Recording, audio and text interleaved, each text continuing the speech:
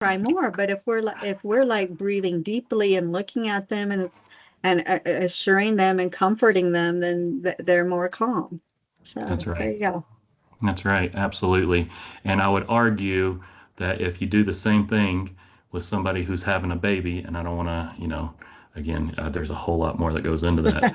But, if you are focused on the breath whenever you're doing that, to me, it would make the entire process smoother and would set you up to be able to heal faster if you're focusing on that breathing instead of just using the medication. And again, there's nothing against the medication at all.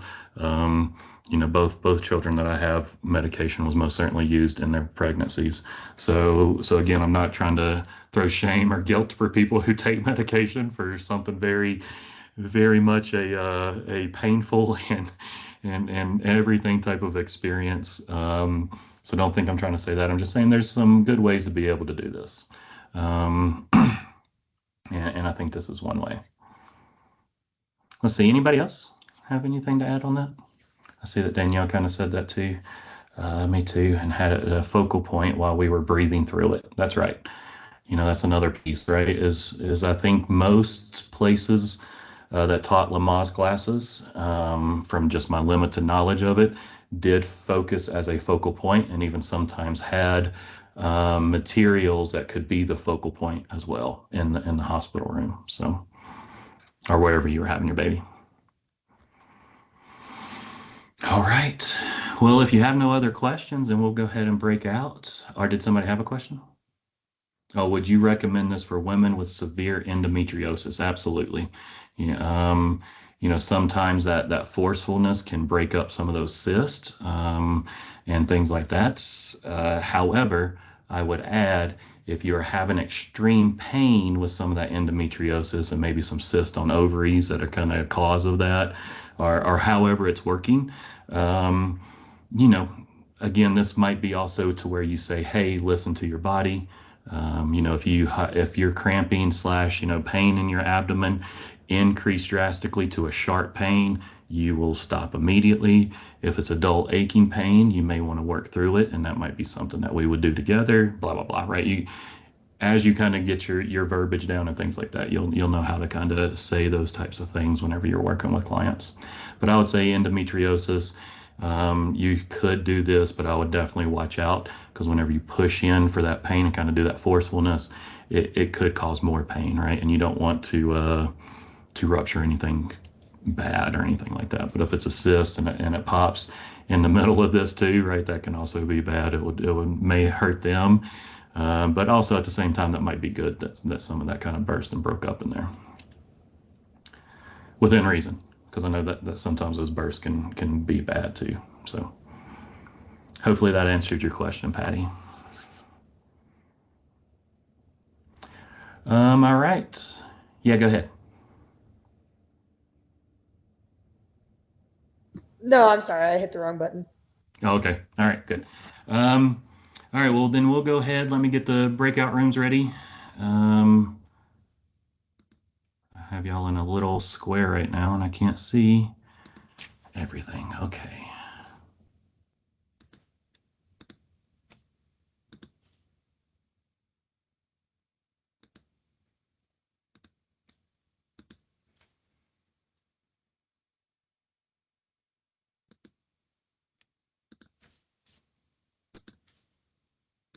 All right. You're going to be going out, and remember, just play around with it. Do it the same way y'all had been doing it. If it's y'all are just sitting around kind of talking about it for a minute, and then you practice it together, and then practice it individually. Just get in there and play around with this, and really kind of get in there and um and do the best you can. And here we go.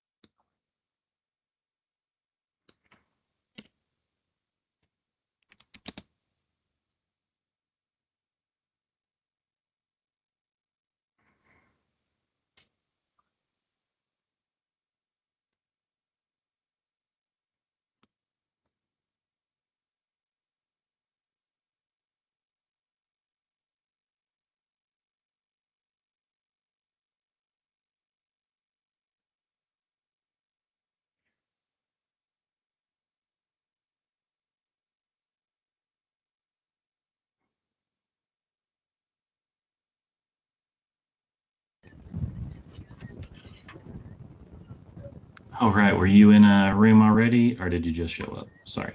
Well, I was in a room and then my computer glitched or something happened. And I had to join back in again. I'm not sure. I was with. Oh, I can't remember.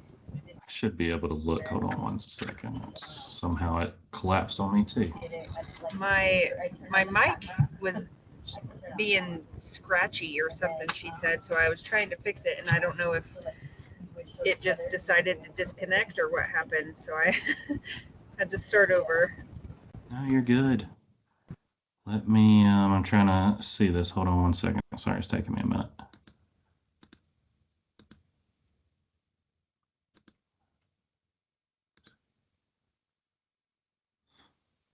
I should have done it, but let me know if you didn't get it.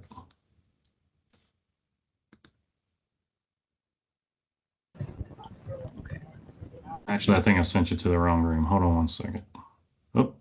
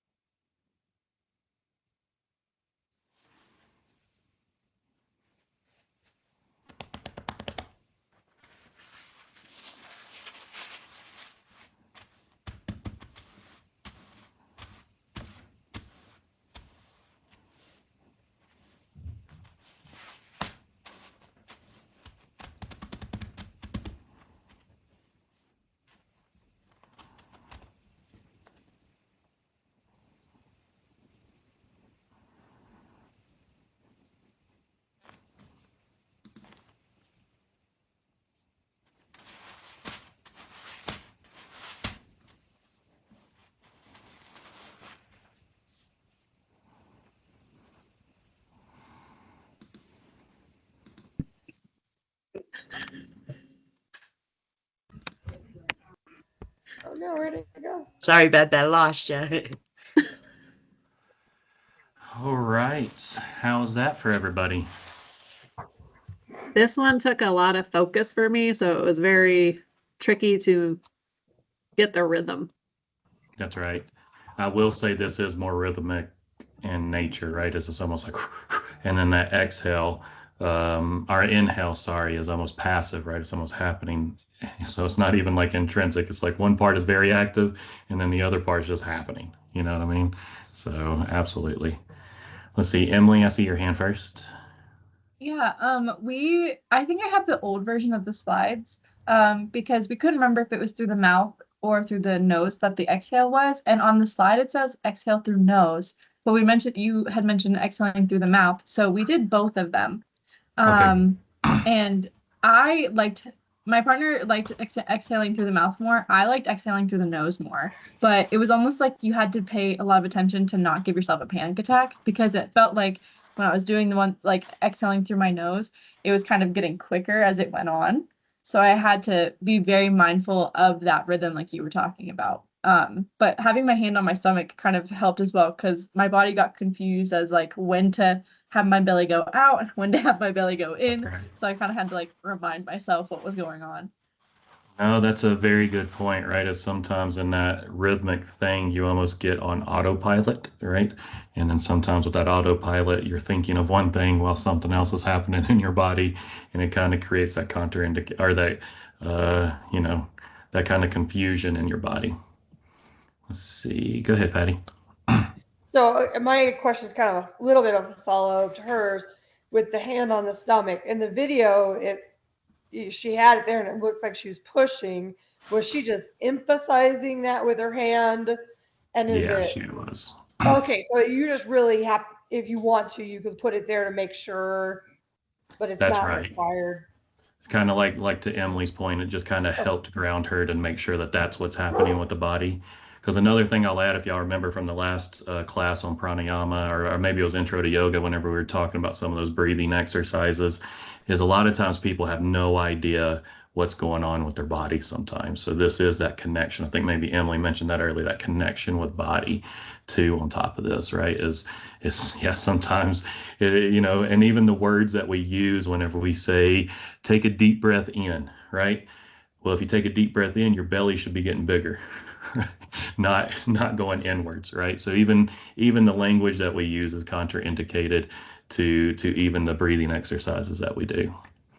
Let's see, whose hand is that? Elizabeth, go ahead. I kind of noticed too, though, that I almost think if we would have done this like before lunch, before we had like a full meal, it might have been a little bit better. And I also like my partner and I, we also did one time did it through the nose, another time we did it went with the mouth breathing, or through the mouth, and I felt like when I did with the mouth, I was getting really fast, and I almost like was starting to hyperventilate, and kind of getting a little bit like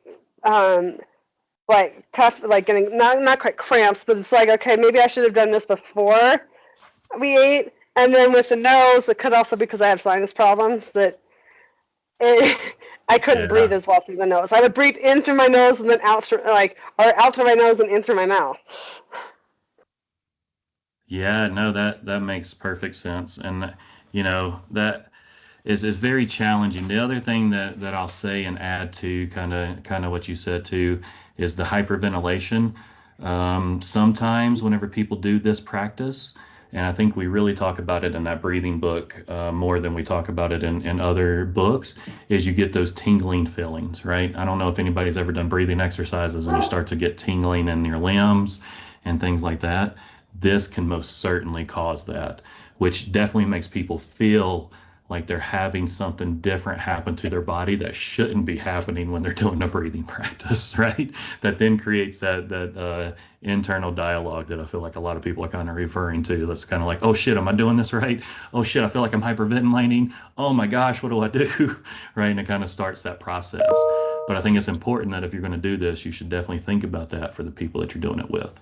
If you're having those thoughts, other people and the people that you work with will do those thoughts. Let's see, anybody else? I'll say, another thing about this one is, and I think she alluded to it in the video, here I have just repeat 3 times for 1 minute, right? So that'd be 1 minute increments. The goal for this, and I'll say goal with quotation marks, like if you were to look in text and things like that, the goal is to be able to do as many of these for a period of time overall, right? So it's not really that you would do it like and repeat 3 times. A true practice of this would be that you would do it till exhaustion. And then whenever you're done with that, then you're pretty much done with that practice. Some people may do it again and again if they're really trying to build that up for some reason. So I don't want to say that you just do that one time to exhaustion and then that's it all the time. But like if you were, let's talk about it with actually your class sequence. If you were to implement something like this at the beginning to get people warmed up for your practice, you may do it the 3 times, right? You may kind of be like, okay, we did this to exhaustion now. Let's do it again to exhaustion. And you're out in front of the class, and as people are kind of falling off and going back to their normal breathing routine, you're still engaging all the other people that are still doing it. And then once everybody kind of stops, or you decide it's time to stop as the teacher, then you might do it again, right? To get everybody, just kind of warmed up. So I that's how will you do say it. I felt like really anxious after I did it. I don't know, like I just did not enjoy it as much, and I have like a headache a little bit now, and I felt really lightheaded when I was doing it, so it wasn't my favorite thing. Yeah, I mean, those are all things to be noticing, right, as we do this. Because again, we go back to we teach what we know, right? And then also we teach the things that we've learned in our own practices. So if we're having a hard time breathing doing one thing, we can literally relate that saying, hey, whenever I did this, this is how it felt for me. Other people felt these things, right? Whatever that is. So another reason for these practices. But let's see, we got roughly about 30 minutes and 2 more practices left. So what I feel like we'll do, I have videos for both of them. These last 2 are a little bit more active. Involves a little bit more body movement. So I figured I'd do those after lunch just to make you all, like y'all are already saying, make you feel uncomfortable with all the food in your belly. So maybe in the future I'll flip these 3 to the front and then have these in the afternoon just in case this happens again this way. So that's good feedback overall. And maybe people wouldn't have some of these feelings, but I will say overall the things that everybody's saying about maybe having a light headache, kind of feeling anxious, all those things are absolutely normal, and you would feel those things in this. But I would say the difference between it and whenever we talk about yogic philosophy is the feeling that you're having is pranayama. So that would be the difference whenever they talk about it. Whenever you have that light headache, whenever you have that, it's an imbalance.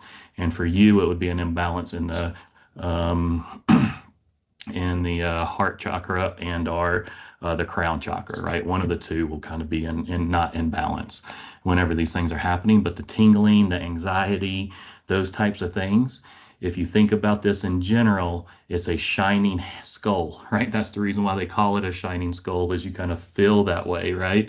And it's really more about action. If I could almost also put this into something, you're creating action. So whenever you think about anxiety, what does anxiety do?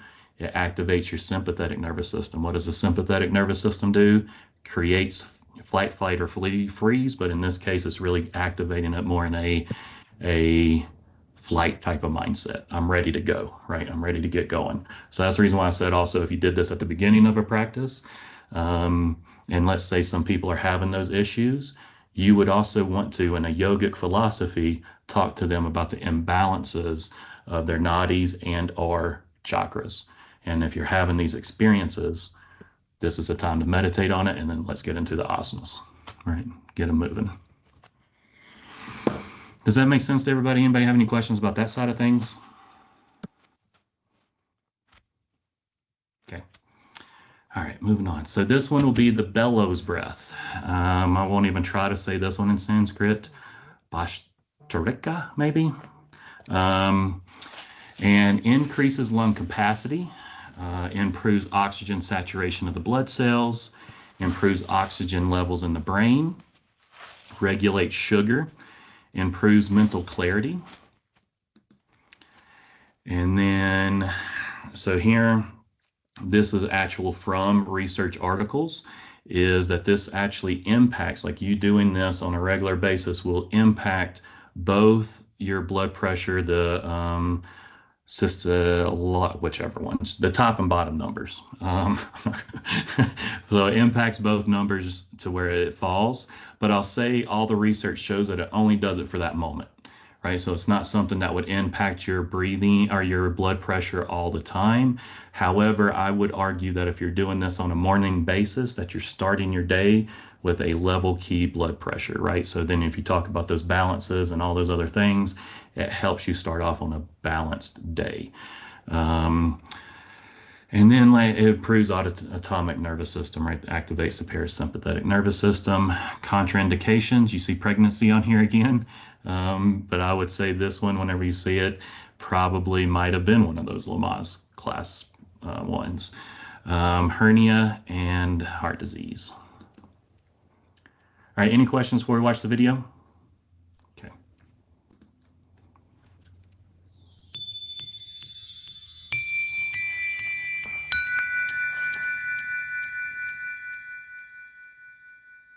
Hi, I'm Rashmi and welcome to my show. Today I'm going to show you how to do Bhastrika. Bhastrika is a breathing exercise which is very effective to strengthen your lungs, very good to remove toxins from your system, good for your digestive system and good to energize you. Yeah, it also improves the oxygenation in your blood. Now, when do you do Bhastrika? Bhastrika, you can do it before your asana practice or you can do it after your asana practice. This is not to be performed by anyone who's pregnant or during your periods. If you have high blood pressure, I would recommend you to reduce the repetitions of Bhastrika or completely avoid it. Please check with your doctor before you do any of these breathing exercises. Okay. Now, there are different ways that people teach Bhastrika. This is the way that I enjoy doing Bhastrika and the way that I have learned how to do Bhastrika. First, you have to sit in Vajrasana. You keep your hands in a loose fist close to your shoulders and you keep your elbows close to your waist. Yeah. So before we start doing the Bhastrika, we're just going to center ourselves, but I'll just show you how to do it first. So the reason that you sit in Vajrasana is so that you ensure that your spine is erect, also because we're using our hands. Now for Bhastrika, you're going to raise your hands up, opening your fingers out, and then we're going to bring your hands down, coming back to the first position. How do we align this with the breath? So with every inhale, your hand goes up. With every exhale, your hand comes back down. Now, when you inhale, you're inhaling through your nose. When you exhale, you're using your hands to accelerate the exhalation and throw the breath out through your nose. Okay? So let me show you how to do 3 to 4 Bhastrikas. So you inhale.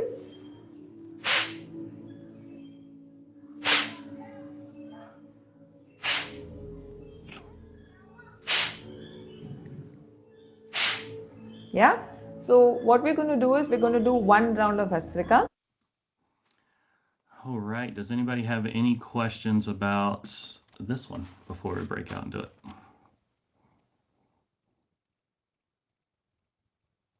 Now here it doesn't really talk about the arms going up, but that is just a good way to kind of pump that lower stomach, right? You're gonna,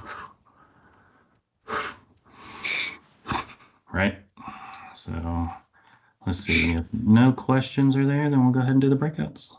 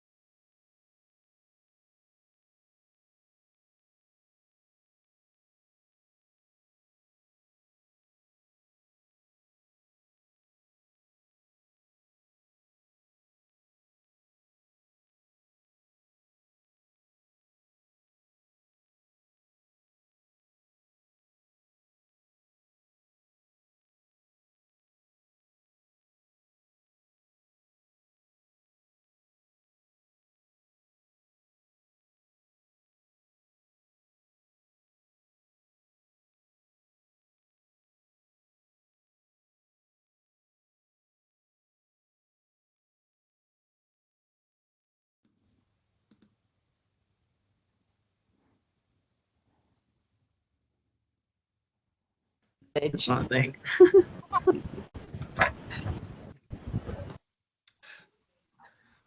All right, everybody, how was that one? The arms definitely help you remember what you're supposed to be doing. That's right, right? And you even think about it, energy up, right? Energy down as you're kind of doing it, talking about even some of the philosophy. You can even almost see how that's incorporated into it. I actually really liked this one. Yeah, I would say this is another one that is going to be easy to implement probably with any grade at this point, but even young kids, like I could, I've done this with young kids. So, it's pretty easy. This is way too easy. I had to immediately blow my nose. Yes.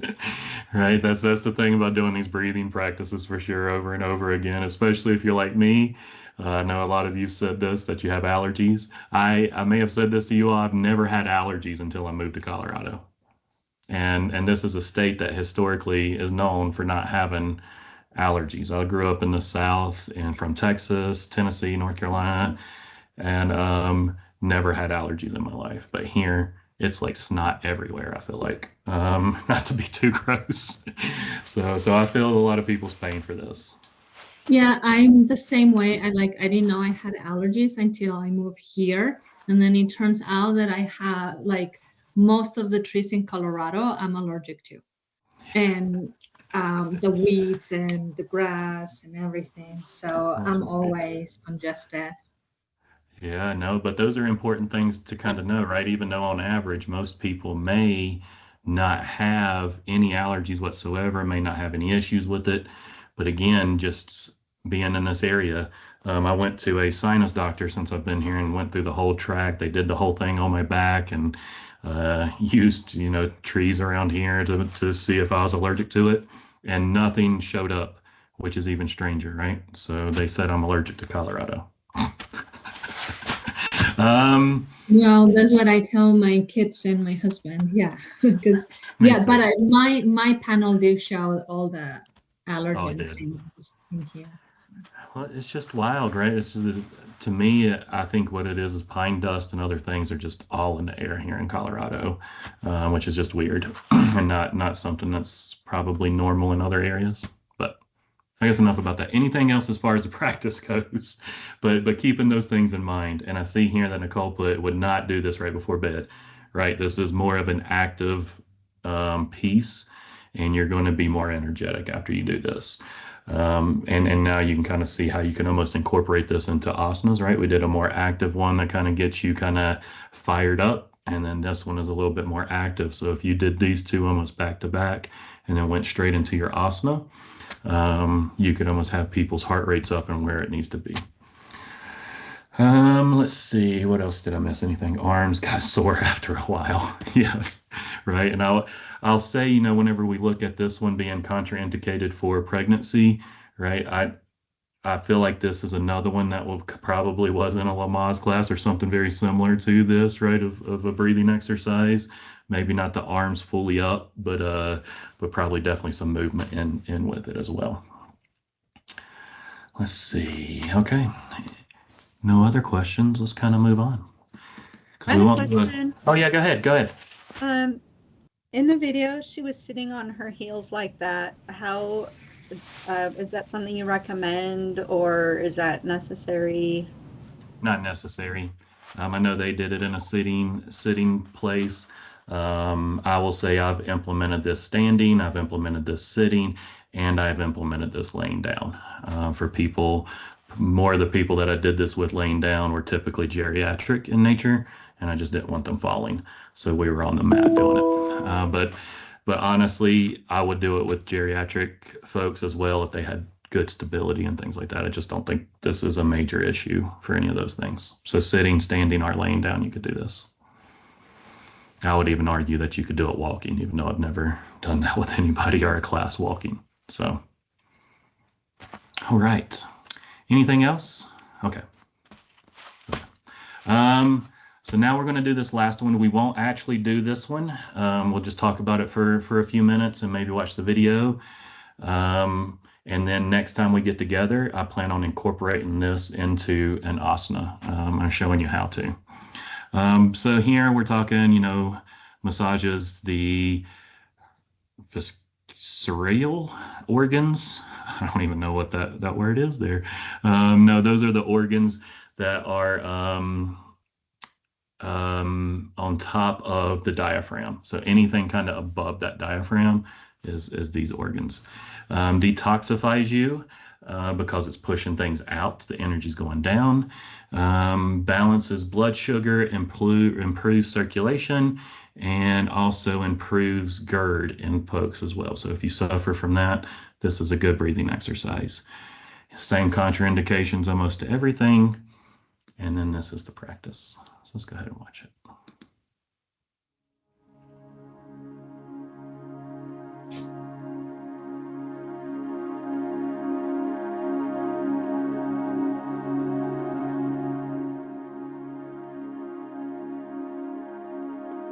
I'm Sandy Anderson for Yoga Plus magazine and the Himalayan Institute.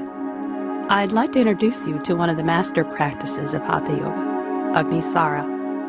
Agnisara combines the breath with activation of the deep abdominal muscles and the pelvic floor. Agni is fire, the presiding element at the navel center, a pivotal point of pranic energy. It links the body and mind and nourishes and sustains the body.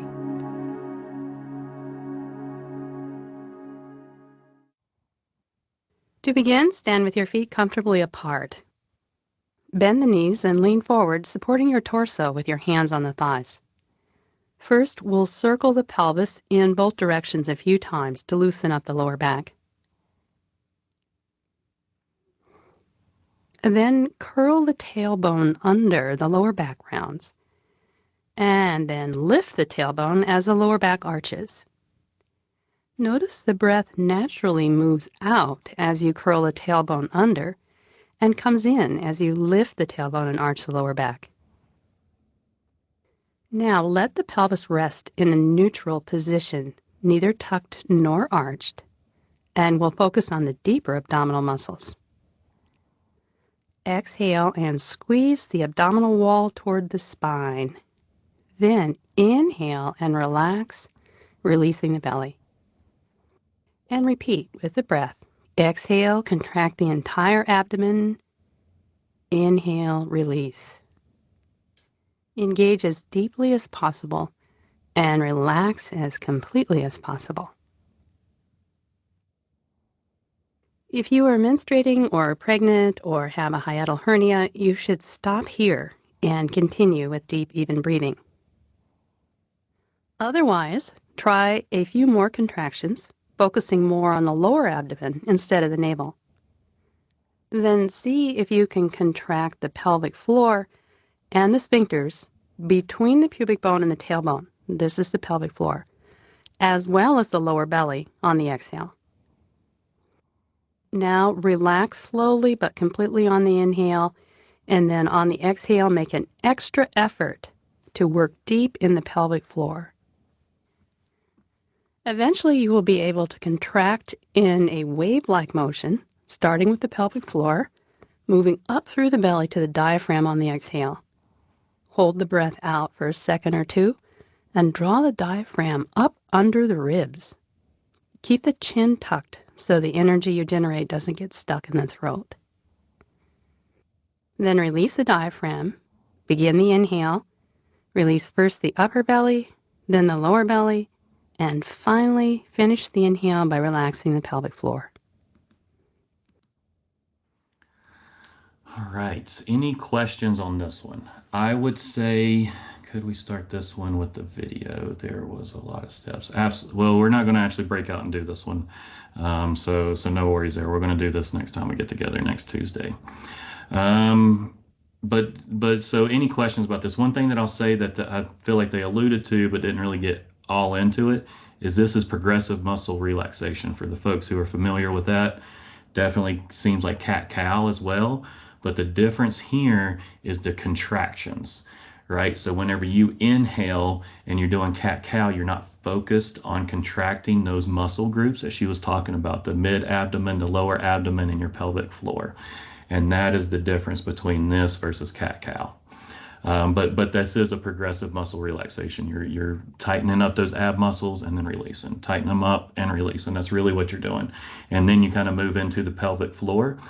And I would say, I think she said this, right? If you're pregnant or menstruating, focusing on the pelvic floor and doing that second piece may not, or the last piece of that may not be advantageous for you. I would say it's not necessarily contraindicated, like we've kind of said here. I think it's more that, it's just uncomfortable. I don't know, but, but the things that I've read and all those types of things says it's uncomfortable, just to activate that pelvic floor. So that's the reason why they kind of do the contraindication on it. But let's see. Maybe also I want to ask, did you all find us doing this way good? And would you all like to do that like I had mentioned? I told y'all to kind of think about that as we were going through it. Would you like us to do this with like standing postures, sitting postures, all those other ones that we have to kind of go through? Would you all like to do this? We couldn't do it with a lot, but like here we picked out 10. I think we've only practiced about 6 of those or 7 maybe, but would this be a good way to kind of learn some of those other poses? Is maybe I can pull out maybe 5 to 10 of them, and then we can kind of practice them this way. That sounds good. Works for me. Yeah. I mean, it sounds like it was beneficial, and even practicing, getting with your peers and kind of even just talking about it is probably extremely helpful. Yes. Okay. Then that's what we'll do. But what I'll say for Patty, I know I think Patty was one who asked this, but other people have as well. I may or may not get the PowerPoint to you ahead of class and get the things that I said done, because this kind of changes my gears a little bit. And I'm going to have to change the PowerPoints up a bit. So, but maybe after Tuesday's class will give me time to kind of catch up, and then I'll get all the things that I said I would with all the invites and all that other stuff. So I'll say that now to give me a little bit of grace. But outside of that, that's really all I had today. Let's go ahead and get off here. This exercise we'll try to practice the next time we get together. And then, because this is moving more, if you all seen the way that I set these practices up today, it was the way we were doing more stationary breathing, right? And then we got into more movement breathing. And again, maybe I'll flip that around next time I teach this, just in case there's a lunch break in between. So then you can do the sitting breathing. That might be a little bit better. But outside of that, otherwise, I'll see you all next Tuesday. Like I said, give me some grace. You may get the PowerPoints ahead of time. You may not. I may just have to give it to you literally like I did today, almost in a chat to give it to you. And then otherwise, I'll get those invites and everything set up after that. Thank you so much. Yeah, thank you all. Thanks, have a great everyone. weekend. Yeah, have a great weekend. Stay warm. Looks like the sun's coming out, so we should be good. All right, see y'all. Hey, Charlie, I had a really, hope you left.